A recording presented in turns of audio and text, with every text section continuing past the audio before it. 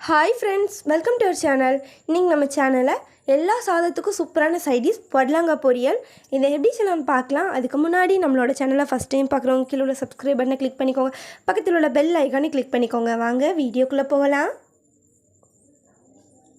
நாங்கள் இன்றைக்கி 2 புடலங்காய் எடுத்து இந்த மாதிரி நல்லா குட்டி குட்டியாக கட் பண்ணி வச்சுருக்கோம். உள்ள அந்த விதை எல்லாமே நீக்கிட்டு இந்த மாதிரி கட் பண்ணி எடுத்துக்கோங்க. ஃபஸ்ட்டு ஒரு பாத்திரத்தில் 4 ஸ்பூன் அளவுக்கு சிறுபருப்பு சேர்த்துக்கலாம். இது நல்லா பொன்னிறமாக நம்ம வறுத்து எடுத்துக்க போகிறோம். பருப்பு வந்து கருகிடக்கூடாது, அதனால் ஸ்டவ்வை லோ ஃப்ளேமில் வச்சுட்டு இதை கலர் சேஞ்ச் ஆனாலே போதும். அந்தளவுக்கு பொன்னிறமாக வறுத்து எடுத்துக்கலாம். பாருங்கள் ஃப்ரெண்ட்ஸ், பருப்பு நல்லா பொன்னிறமாக மாறி வந்திருக்கு. இந்த ஸ்டேஜில் இதை வெளியே எடுத்து வேறு பாத்திரத்துக்கு மாற்றி எடுத்துக்கலாம். இப்போ அதே பாத்திரத்தில் கொஞ்சம் எண்ணெய் சேர்த்துக்கோங்க. எண்ணெய் நல்லா சூடாகட்டும். எண்ணெய் நல்லா சூடானதுக்கப்புறமா கடுகு உளுந்த பருப்பு சேர்த்துக்க போகிறோம். கொஞ்சமாக கருவேப்பிலை அதையும் இதில் சேர்த்துக்கோங்க. 2 பச்சை மிளகா குட்டி குட்டியாக கட் பண்ணி வச்சுருக்கோம், அதையும் இதில் சேர்த்துக்கலாம். 2 பெரிய வெங்காயம் அதையும் குட்டி குட்டியாக கட் பண்ணி வச்சுருக்கோம், அதையும் சேர்த்துட்டு நல்லா கலந்து விட்டுக்க போகிறோம். வெங்காயம் நல்லா பொன்னிறமாக மாறி வரட்டும். பாருங்கள் ஃப்ரெண்ட்ஸ், வெங்காயம் நல்லா பொன்னிறமாக மாறி வந்துருச்சு. இப்போ இதில் நம்ம கட் பண்ணி வச்சுருக்க புடலங்காவை சேர்த்துக்க போகிறோம். புடலங்காவை சேர்த்துட்டு நல்லா கலந்து விட்டுக்கோங்க.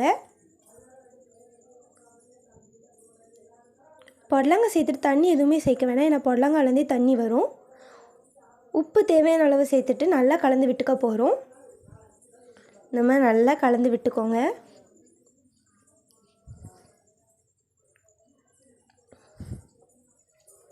புடலங்காய் சேர்த்து ஒரு 5 நிமிஷம் நல்லா கலந்து விட்டாச்சு.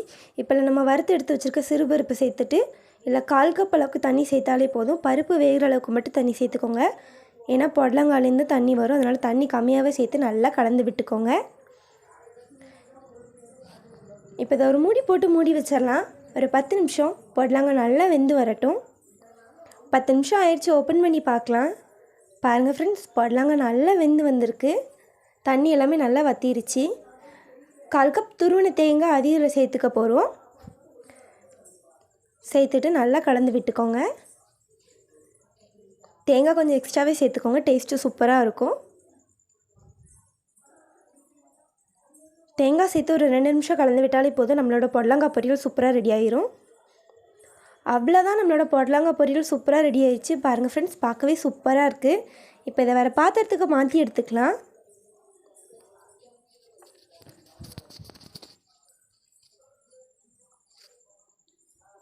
பாருங்கள் ஃப்ரெண்ட்ஸ், புடலங்காய் பொரியல் எந்தளவுக்கு சூப்பராக ரெடி ஆயிடுச்சுன்னு. ரொம்ப ஈஸியாக செய்யலாம். இது எல்லா சாதத்துக்குமே சூப்பரான சைடிஷாக இருக்கும்.